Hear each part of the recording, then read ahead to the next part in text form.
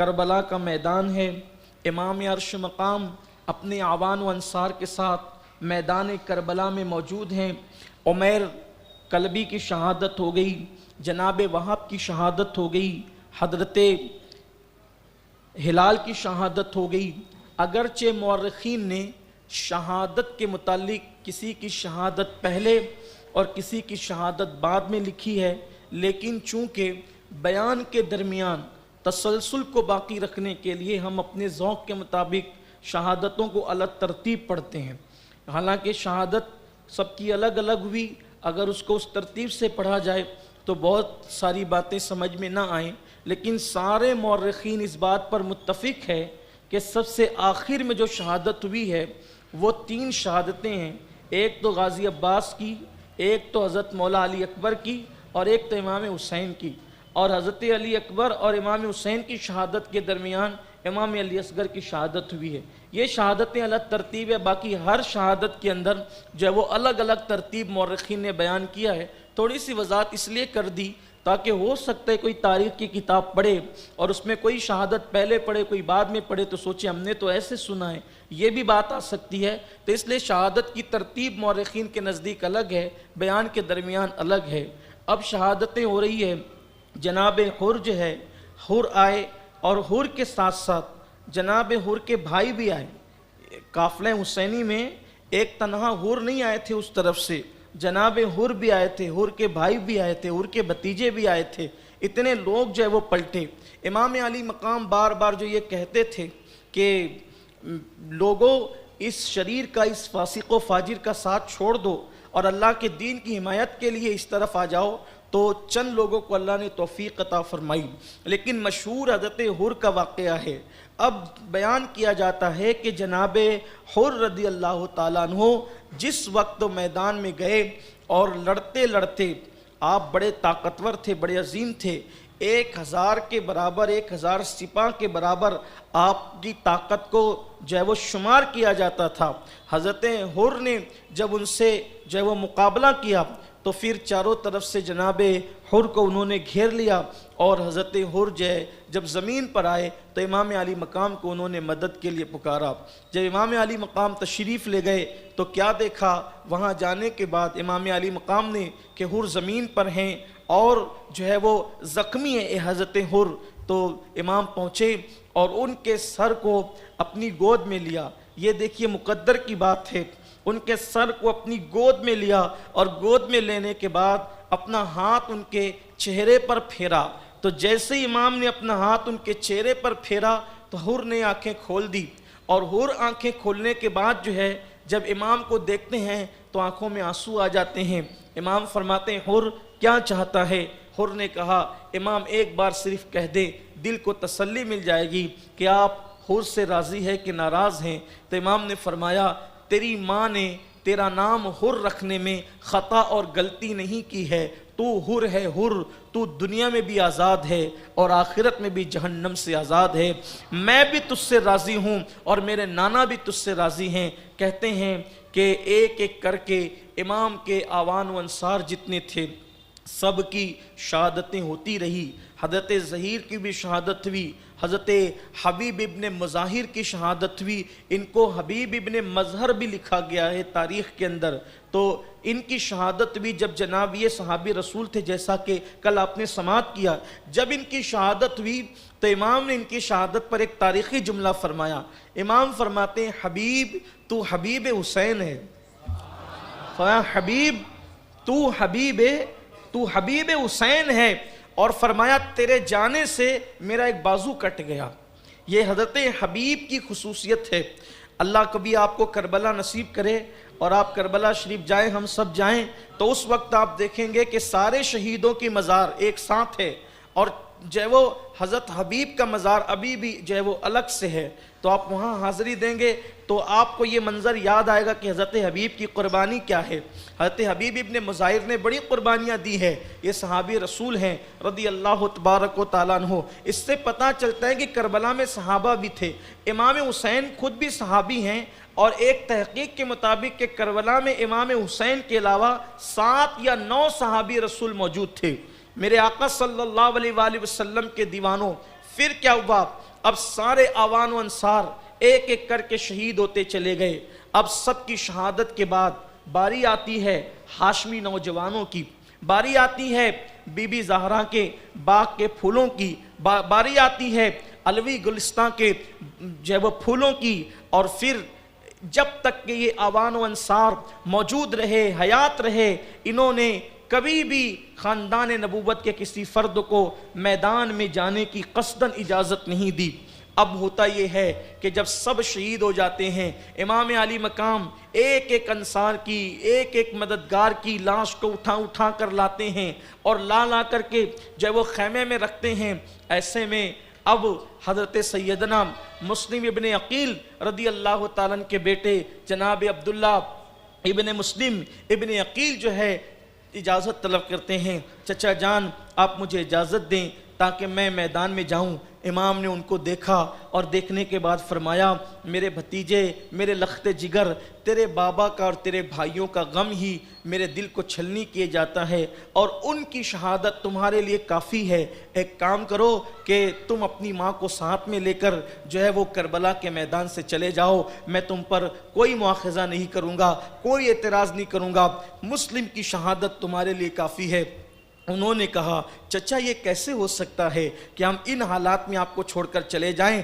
ہم سب بھائی آپ کے قدموں پہ اپنے آپ کو قربان کر دیں گے تاکہ دادی زہرا پاک کی بارگاہ میں میری ماں، میرا باپ سرخرو ہو جائے۔ اور پھر اس کے بعد اجازت لے کر عبداللہ ابن مسلم ابن عقیل وہ بھی میدان میں گئے، ان کے بھائی تھے وہ بھی میدان میں گئے، ایک ایک کر کے یہ سب شہید ہو گئے۔ حضرت عقیل کے بیٹے، عقیل ابن ابو طالب کے بیٹے یعنی مسلم بن عقیل کے بھائی، یہ لوگ بھی میدان میں گئے۔ تقریباً ان کی تعداد 4 تھی، یعنی امام مسلم کو ملا کر حضرت عقیل کے 5 بیٹے امام علی مقام کے قدموں پر قربان ہوئے اور شہید ہوئے۔ اس کے بعد حضرت سیدنا مولائے کائنات کے مزید اور 4 بیٹے وہ بھی میدان کربلا میں جناب عباس کے علاوہ تھے، وہ بھی شہید ہوئے، جیسے حضرت عبداللہ الاکبر ابن علی، یہ بھی امام علی پاک علی مرتضیٰ کے شہزادے، یہ بھی شہید ہوئے۔ اسی طریقے سے جناب عون ابن علی یہ بھی شہید ہوئے۔ اسی طریقے سے ابو بکر ابن علی، عمر ابن علی، عثمان ابن علی، حالانکہ ان میں سے ابو بکر ابن علی یا عمر ابن علی کے بارے میں مورخین کہتے ہیں کہ وہ کربلا کے اندر موجود نہیں تھے، لیکن 5 بیٹے امام حسین کے علاوہ مولا علی کے امام حسین سے پہلے جو ہے وہ میدان کربلا کے اندر شہید ہوئے۔ اس کے بعد امام حسن کے بیٹوں کی باری آتی ہے۔ حضرت امام حسن رضی اللہ تعالیٰ کے بیٹوں میں حضرت عبداللہ ابن امام حسن وہ بھی میدان میں گئے اور شہید ہوئے۔ ایک ایک کی شہادت پڑھی جا سکتی ہے، لیکن اب وقت اس بات کی گنجائش نہیں دیتا، اس لیے کہ آج کا دن ہے اور آج 2 محفلیں ہونا ہے، 11 محفلیں ہونی تھی، آج 2 محفلیں ہونا ہے۔ بیان کی محفل کے اختتام کے بعد چونکہ شب عاشور ہے، آج فوری طور پر نعت اور منقبت کی محفل شروع ہو جائے گی، اور پھر کل جو ہے وہ مابعد کربلا ہم انشاءاللہ تبارک و تعالی ذکر کریں گے۔ یہ امید تھی کہ 10 دن کی محفل ہو رہی ہے تو شہادتیں تفصیل سے پڑھنے کو ملے گی، لیکن پھر وہی اللہ کی جو مرضی ہے۔ تو حضرت عبداللہ ابن امام حسن یہ امام حسن کے بیٹے ہیں۔ میں نام صرف اس لیے لے رہا ہوں تاکہ میرے نوجوانوں کو پتہ چلے کہ کس کے کتنے بیٹے جو ہے وہ میدان کربلا کے اندر شہید ہوئے۔ حضرت عبداللہ ابن امام حسن یہ گئے، یہ بہت طاقتور تھے اور بڑے جو ہے وہ بہادر تھے۔ انہوں نے یزیدیوں کے چھکے چھڑا دیے، اور تقریباً مورخین نے لکھا ہے کہ 520 یزیدیوں کو انہوں نے اکیلے قتل کیا۔ عبداللہ ابن امام حسن اتنے بہادر تھے یہ۔ پھر اسی طرح ان کے بھائی حضرت احمد بن امام حسن، ان کا نام محمد احمد ہے، ابن امام حسن، یہ بھی میدان کربلا میں شہید ہوئے۔ اور پھر اس کے بعد امام حسن کے تیسرے بیٹے حضرت سیدنا امام قاسم رضی اللہ تعالیٰ عنہ، یہ حضرت امام قاسم امام حسین کے بڑے چہیتے تھے، امام حسن کے بڑے چہیتے تھے، اور امام حسین کے بڑے چہیتے تھے، بہت خوبصورت تھے، بڑے حسین تھے۔ ابھی ذکر آتا ہے ان کے بارے میں، مورخین نے لکھا ہے کہ امام حسین کی جو چھوٹی شہزادی تھی سیدہ سکینہ رضی اللہ تعالیٰ عنہ، جیسا کہ آپ نے سنا کہ بعض مورخین نے ان کا نام سکینہ بھی لکھا ہے، بالخصوص ہمارے بعض علماء اہل سنت نے ماضی قریب کے انہوں نے سکینہ لکھا ہے، لیکن عوام میں ان کا نام مشہور سکینہ ہے، جیسے کہ اصل تلفظ جو وہ زلیخہ ہے لیکن عوام میں مشہور زلیخہ ہے، اس طریقے سے نام کا معاملہ ہے۔ تو جناب سکینہ یہ چھوٹی صاحبزادی تھی، شہزادی تھی امام حسین کی، اور ان کی نسبت امام قاسم کے ساتھ طے ہو چکی تھی۔ البتہ نسبت طے ہونے پر اکثر مورخین کا اتفاق ہے، لیکن یہ جو بات لوگوں کے درمیان مشہور ہے کہ معاذ اللہ کربلا کے اندر ان کی شادی ہوئی، یہ بات صحیح نہیں ہے، یہ بات غلط ہے۔ یہ جو ہے وہ اس سے ہمارے اکثر اہل سنت کے مورخین نے اختلاف کیا ہے۔ تو امام قاسم کی نسبت امام حضرت سیدہ سکینہ کے ساتھ طے تھی۔ اب جب اپنے بھائی کو جو ہے وہ شہید ہوتے ہوئے دیکھا، چچا شہید ہو گئے، وہ سب ایک کے بعد ایک جانثاری کرنے لگے، تو جناب قاسم رضی اللہ تعالیٰ جن کی عمر 19 سال بتائی جاتی ہے، وہ آئے اور آنے کے بعد کہا چچا اب میں بھی میدان میں جانے کی اجازت چاہتا ہوں، آپ مجھے اجازت عطا فرمائیں۔ حضرت قاسم کو دیکھا اوپر سے نیچے تک، اور اس کے بعد فرمایا ایک ایک جاتا ہے کوئی واپس نہیں آتا، میرے بھائی کی نشانی ہو اور میں تمہیں کیسے میدان میں جانے کی اجازت دوں۔ دیکھیے یہ قدرت کا نظام قدرت ہے۔ ایسا بھی ہو سکتا تھا، آپ توجہ کریں، دھیان دیں، ایسا بھی ہو سکتا تھا کہ پہلے امام حسین شہید ہو جاتے، بعد میں سب شہید ہوتے، لیکن امتحان کتنا کھڑا ہے، امتحان کتنا سخت ہے قدرت کی طرف سے کہ نگاہوں کے سامنے سب لگتے جگر چہیتے لاڈلے سب کٹ رہے ہیں، اور امام کو آخری میں شہادت کا جام پلایا جا رہا ہے۔ مطلب کیا ہے کہ بتایا جا رہا ہے کہ ہم جسے اپناتے ہیں، جسے اپنا بناتے ہیں، جسے قرب کی دولت عطا کرتے ہیں، اس سے امتحان کتنا بڑا لیتے ہیں، اسے کیسے آزماتے ہیں۔ یہ مرتبے بستر پہ لیٹ کر نہیں ملتے، یہ مرتبے نرم گدوں پہ نہیں ملتے، یہ مرتبے جو ہے وہ لذیذ کھانوں کے دسترخوان پر نہیں ملتے، یہ مرتبے تو کربلا کے ریگزاروں پر ملتے ہیں، یہ مرتبے تو آزمائش امتحان گاؤں میں ملتے ہیں۔ اللہ اکبر۔ سرکار امام علی مقام کی بارگاہ میں امام قاسم آتے ہیں، کہتے ہیں چچا اجازت۔ امام حسین نے سر سے پیر تک دیکھا، کہا کہ جو جاتا ہے واپس نہیں آتا، میں کیسے اجازت دے دوں؟ نہیں، میرے بھائی کی نشانی ہو قاسم، وہ تیرے 3 بھائی تو شہید ہو چکے، حسن مسنہ چھوٹا، اس کا مستقبل کس نے دیکھا؟ امام نے فرمایا نہیں، تم نہیں جا سکتے۔ مشہور روایت ہے، امام قاسم نے بڑی منت کی، اور منت کرنے کے بعد کہا کہ چچا جانے تو دینا۔ آپ نے فرمایا نہیں۔ امام قاسم پلٹے سیدہ زینب سے، چونکہ مردوں کے خیمے الگ تھے اور عورتوں کے خیمے الگ تھے، اور عورتوں میں بھی بہت سو کے خیمے الگ الگ تھے۔ آپ کربلا شریف جائیں گے تو آپ کو پتہ چلے گا کہ آج بھی ان خیموں کے نشانات موجود ہیں۔ امام قاسم سیدہ زینب کے خیمے میں گئے، پھوپھی کے خیمے میں، اس لیے کہ سیدہ فاطمۃ الزہرا کے بعد خاندان میں جس عورت کو اور ان کے فیصلے کو حرف آخر مانا جاتا تھا وہ سیدہ زینب کی ذات تھی۔ یعنی یہ ایک ایسی خاتون تھی گویا کہ یہ مرکز تھی ان کا، اور اپنی بات منوانے کے لیے سب اسی طرف کا رخ کرتے تھے۔ سیدہ زینب کے پاس گئے اور روتے ہوئے کہا پھوپھی آج آپ کا بھتیجا قاسم یتیم ہو گیا۔ جملے دیکھیں، آج آپ کا بھتیجا قاسم یتیم ہو گیا۔ پھوپھی نے اپنے بھتیجے کو سینے سے لگا کر رو پڑی، کہنے لگی ایسی بات کیوں کرتے ہو؟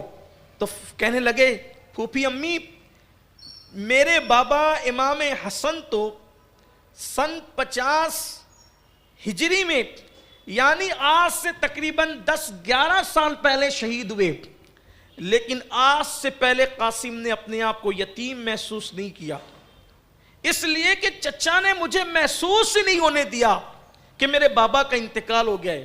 ہر ضد پوری کی جاتی تھی، ہر مانگ پوری کی جاتی تھی، ہر سوال پورا کیا جاتا تھا، چچا سے کبھی نہ نہیں سنا، لیکن آج داغ یتیمی کا احساس ہو گیا۔ آج چچا نے احساس دلا دیا کہ میں یتیم ہو گیا۔ کیوں؟ اس لیے کہ میں نے ایک ہی چیز مانگی تھی کہ آج مجھے میدان کربلا میں جانے کی اجازت دیں. چچا نے منع کر دیا. سیدہ زینب رو پڑی اور امام قاسم رو پڑے. ایسے میں امام قاسم روتے روتے اچانک آپ کا ہاتھ اپنے بازو پر گیا. جب بازو پر گیا تو کیا دیکھا کہ آپ کے ہاتھ پر ایک تعویذ کی شکل میں ایک چٹھی بندھی ہوئی ہے. آپ اچانک 10 سال پیچھے چلے گئے, ماضی کے گویا کے جھروکے میں جھانکنے لگے, اور وہ کیفیت, وہ حالت کہ امام حسن رضی اللہ تعالی عنہ وعلا جدی والے السلام کی کو قے ہو رہی ہے اور آنتیں کٹ کٹ کے گر رہی ہے, چہرہ جو ہے وہ سبز ہو چکا ہے. ایسے میں ان حالات میں امام حسن پاک اپنے بیٹے سے کہتے ہیں بیٹا قلم لاؤ, کاغذ لاؤ, کچھ لکھنا چاہتا ہوں. لکھا, اور لکھنے کے بعد فرمایا بیٹا زندگی میں آج کے بعد جب سب سے زیادہ مصیبت کا دن آئے تو اس کو کھول کے پڑھ لینا. امام حسن کو, امام حسن کے بیٹے امام قاسم کو, سارے بیٹوں کو امام حسین نے ان 10 سالوں میں کبھی مصیبت سے گزرنے نہیں دیا, کبھی تکلیف آنے نہیں دی. سوچے تو صحیح وہ کیسا چچا تھا, کیسے حقوق نبھائے کہ کبھی بھتیجوں کو احساس نہیں ہوا کہ بابا شہید ہو گئے. امام قاسم نے کہا پھوپھی میرے بابا کی وصیت یاد آئی. بابا نے کہا تھا بیٹے جب زندگی میں بڑا مشکل اور مصیبت کا دن آئے تو یہ میرا خط, یہ میری چٹھی, یہ کھول کے پڑھ لینا, اس کو بازو پہ باندھ لینا. آج سے بڑھ کر اور مصیبت کا دن کون ہوگا.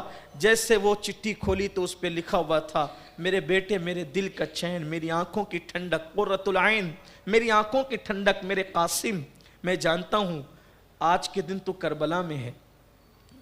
نبی کے گھر والوں کو کیسی بات پتہ تھی, آج کے دن تو کربلا میں ہے. میرا بھائی حسین اللہ کے دین کے لیے سب کچھ لٹا رہا ہے, اور میں تجھے وصیت کرتا ہوں کہ میرے بھائی سے پہلے ان کے قدموں پر اپنی جان کو قربان کر دینا, اپنی جان کو قربان کر دینا. حضرت قاسم نے وہ پڑھا, پھوپھی کو ساتھ لیا, کہنے لگے چچا آپ نے تو روکا لیکن میرے بابا مجھے شہادت کی سند دے گئے. دیکھیں ذرا, اللہ اکبر. جس وقت وہ آپ نے خط دیکھا, یہاں پر ہمارے اہل سنت کے بڑے عالم حضور مفتی اعظم کے خلیفہ حضور سیدی بدر ملت مولانا بدر الدین رحمۃ اللہ علیہ اپنے خطبے میں اکثر ایک بات بیان فرماتے تھے. وہ کہتے تھے کہ جب وہ آپ نے وہ خط دیکھا, وہ چٹھی دیکھی امام حسن مجتبیٰ کی تحریر, تو آپ پر ایک کیفیت طاری ہو گئی, اور آپ نے ہاتھ اٹھا کر اللہ کی بارگاہ میں دعا کی, اے اللہ میرے مولا, میرے بھائی حسن نے اپنے بیٹے کو میرے قدموں پہ قربان ہونے کی نصیحت کی, اپنی نسل کی پرواہ نہیں کی, اپنی نسل کی پرواہ نہیں کی, اور اپنے بیٹے کو میرے قدموں پہ قربان ہونے کی وصیت کی. مولا تو مسافروں کی دعا قبول کرتا ہے. اس وقت حسین مسافر بھی ہے, جمعہ کے دن دعا مقبول ہوتی ہے, حسین جمعہ کے دن میں بھی ہے. تو مجاہد کی دعا قبول کرتا ہے, حسین مجاہد بھی ہے, جہاد میں بھی ہے. تو مظلوم کی دعا کرتا ہے, حسین مظلوم بھی ہے. میرے اللہ میں دعا کرتا ہوں کہ میرے بھائی کی نسل کو قیامت تک کے لیے باقی رکھنا. گویا کہ اشارہ دیا گیا باقی رہے گی, اور اس کے انعام میں آپ کے بھائی حسن کے یہاں ایک ایسا شہزادہ پیدا کریں گے جو مقام نبیوں میں آپ کے نانا کو دیا گیا ہے, وہ مقام ولیوں میں حسن کے بیٹے عبد القادر جیلانی کو عطا کرے.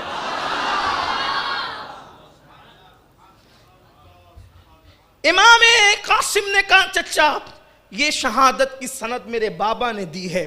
اور اس کے بعد پھر امام حسن مجتبیٰ کا وہ شہزادہ جب امام عالی مقام کو پیش کرتا ہے تو امام رو کر سینے سے لگاتے ہیں اور فرماتے ہیں اب میں تمہیں روک نہیں سکتا.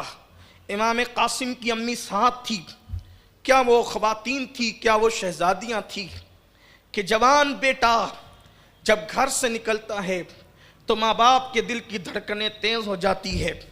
لیکن جب امام قاسم کی امی نے امام قاسم کو سینے سے لگایا تو کہا بیٹے جاؤ اور چچا پر دین کے خاطر قربان ہو جاؤ.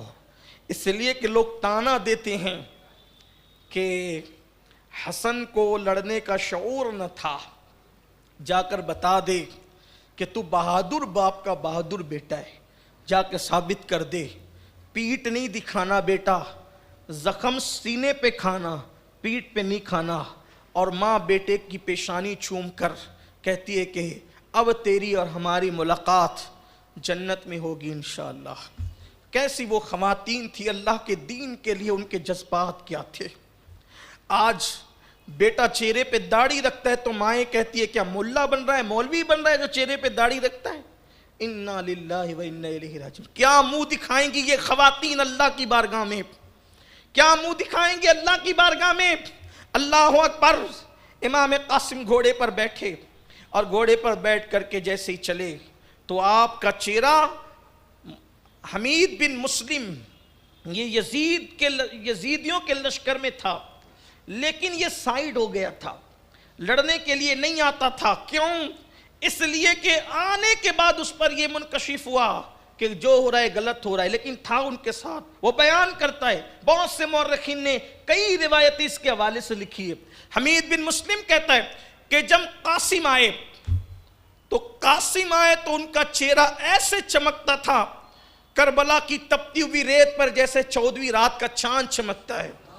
14ویں رات کا چاند رات میں چمکتا ہے. حسن کا چاند دن میں چمک رہا تھا اور اتنا دیکھنے میں بھلا چہرہ معلوم ہوتا تھا.